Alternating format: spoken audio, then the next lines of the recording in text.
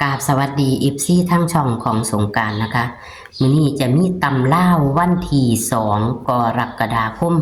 69ของเซียนไส้ว่านมาฝากค่ะมื้อว่านพี่น้องทางอุบลนะคะคือสิได้นะคะผู้ใดติดตามทางอุบลนะคะของเพิ่นให้4048นะคะพี่น้องตัวนิ่น348เพิ่นให้บ่หลายหางไปออกทางอุบลเด้อค่ะพี่น้องแต่ว่าทางเฮาบ่เข้าค่ะทางเฮาบ่เข้าเพราะว่าเพิ่นบ่ให้เลขวิ่งนะคะเมื่อวานนี้เพิ่นฟ้าวนะคะอุบลถือว่าบ่ผิดหวังทางเฮาบ่เข้านะคะก็ขอโทษขออภัยแต่ว่ามื้อนี้นะคะอย่าเผลออย่าพลาดนะคะเลขวิ่งเพิ่นมื้อวานบ่ได้ให้เพราะว่าเพิ่นฟ้าวมีเนาะเพิ่นยากของเพิ่นนั่นล่ะค่ะพี่น้องเอามื้อนี้วันที่2กรกฎาคม69ต่ำล่าวกับเซียนใจว่านอย่าเผลออย่าพลาดค่ะก็ขอคนละไลค์คนละแชร์เป็นกำลังแรงใจให้กับเซียนและช่องของสงกรานต์เหมือนเดิมค่ะมื้อนี้ได้ยินว่าเลข3ตัวก็นิ่มแค่2หางพี่น้องเลข2ตัวก็แค่2หางจะเป็นตัวใดเฮาไปรับชมรับฟังกันได้เลยค่ะ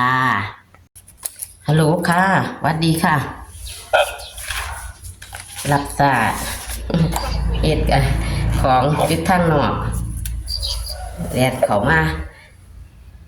ตำเล่าหรือว่าอันไหนคะหรือว่าเป็นค่ะตัวนั้นท่านใดไป เรียกลางติลางย่างเดียวบ่หมู่บ้านเอาหลีกเล่าก้อนขัดค่ะไฮ48มันลงแต้มแต่นี่แต่ว่าเลขวิ่งเขาบ่ได้ให้กันเนาะหมู่บ้านนี่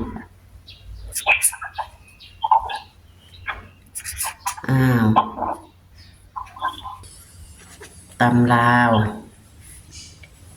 มื้อนี้เอาให้ครบโลดค่ะมื้อนี้เอาวิ่งน้ำโลดถ้าเก้าเลขวิ่งเจ้าก็บ่พลาดไหมก็สิว่าบัดสิเอาถ้าตัว3ตัวพันบ่เข้าเนาะ บัดมีตัววิ่งตัวนั้นน้ำพันเข้าดีเลข3ตัวตัดลิ้นเข้าดีตัวเข้าตรงๆซ้ำพุ่นละแม่มันเป็นแม่อะไรที่แกนออกที่กินนะยังว่าให้48ออก47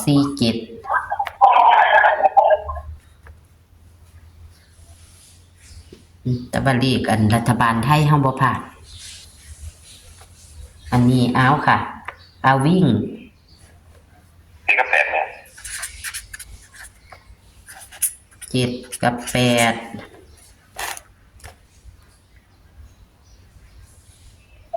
เอาครบ40 48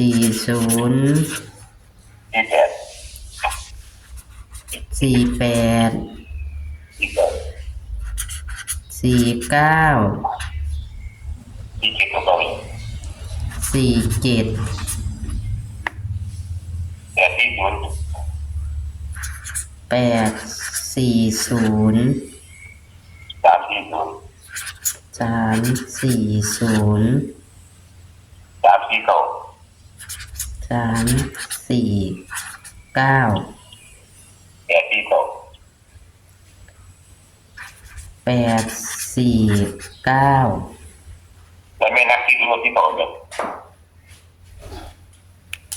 40 49ไม่ตะวัน48ของเซียนไม่ไปออกอุบลบ่คั่นมันออกแบบที่แม่มันออก84แม่มันเป็นตัวกลับไปออกอุบลตอนนี้มันก็ถือว่าบ่พลาดนี่ล่ะมันไปเข้าอุบลอยู่แค่มันเข้าตัวกลับซื่อตัวเลข3ตัวนี่นิ่นตัวใดค่ะแล้วที่รู้ที่ก่อนเลยจับกันเอาแกที่รู้แต่ที่ก่อน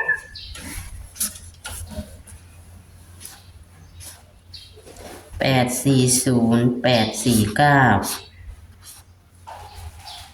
นิ่น2หางคือกันแม่นบ่ค่ะวิ่ง7กับ8นี่ตัวใด แรงก็กัน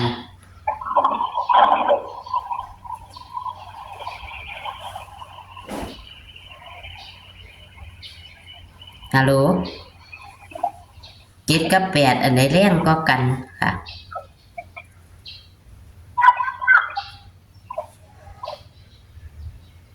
ในทางบางเรื่อง หืม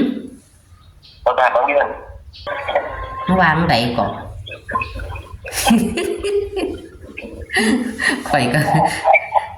โทรศัพท์ข่อยบ่ดีเด้โทรศัพท์มาเปลี่ยนหน้าจอใหม่น่ะโทรไปหาผู้ใดก็ว่ามีเสียงรบกวนว่าซั่น ไม่ใช่ไม่รู้ โอ๊ยซื้อไม่จังไดถือซ้ำนั่นหนึง โอ๊ยอยากหัวหลายแต่ใส่หนีคาลีก็บ่พออยู่ แต่กินใจจริงหรือเปล่า โอ้ยน้องจะเป็นอันนั้นเทียนได้ถือหน่อย เอา3 ตัวมาให้เด้อบรรลุน 3 ตัวจังสิได้ แล้วไอ้เหมือนแม่มันน้อยเพราะเขามันบอกมันโกงสุดมันแบบน้อยนะเรากันพวกเราแบบ แม่นมานํกันว่าดิแม่ แต่ถ้าไหวแม่จะไม่ต้องใส่สิ่งตัวเลยกันมันออกคือบอกกันบอกลางตามผมไม่อ่ะ อืม ก็เดี๋ยวมาเกี่ยวกับเขาลูกกับพวกที่มัน ถือว่าโอเคอยู่มันก็เข้าอยู่แต่มันหังเข้าคนละไอ้ตำแหน่งซื่อๆค่ะ7 กับ 8นี่ตัวใดก็แรงค่ะ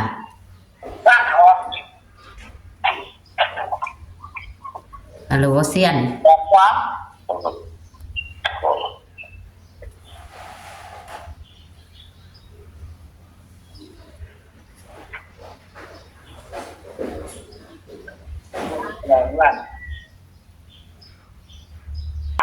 ค่ะเซียนขันจังสันกะ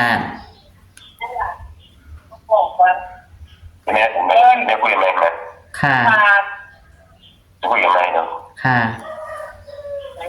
เซียนเพิ่นกับมีแขกเนาะค่ะเพิ่นเป็นคนดังคือว่าล่ะครับเพิ่นให้หลายช่องเพิ่นก็เลยกะละเช้าแต่หยังก็สิมีผู้ไปหาเนาะค่ะเพิ่นก็เลยเว้าหน่อยเด้อค่ะพี่น้อง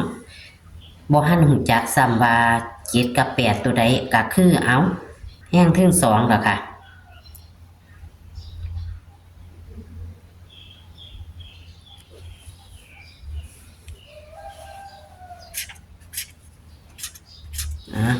วิ่ง7 กับ 8บนล่างเด้อค่ะพี่น้องบนล่าง คือพอดีเพิ่นมีแขกมานะคะเพิ่นก็เลยบ่ได้บอกซ้ำว่าตัวใดแห้งก็เลยเป็น7เป็น8ไปดูดเอาเด้อพี่น้องแต่ว่าเลข3ตัวเพิ่นนี่พลาดมือหนึ่งคือหมู่บ้านแต่ว่าไปออกอุบลเด้อค่ะพี่น้องทางอุบลบ่ผิดหวังเด้อค่ะแต่เป็นตกกลับออก84ทางอุบลแต่ว่าเพิ่นให้48นี่ค่ะเพิ่นให้48ออก84ทางอุบลหมู่บ้านเพิ่นบ่ให้เลขวิ่งเด้อค่ะเพิ่นบ่ให้วิ่งเพิ่นให้73ก็ออก7447ทางเฮาเนาะพี่น้องเนาะลงแต้มหนึ่ง48ออก47ลงแต้มแต่ว่าทางอุบลคือสิได้อยู่ดอกค่ะมื้อนี้วันที่2กรกฎาคม69ตำลาวเซียนไซว่านนะคะวิ่ง7 กับ 8นะคะบนล่างนะคะจับคู่พี่น้องเลข3ตัว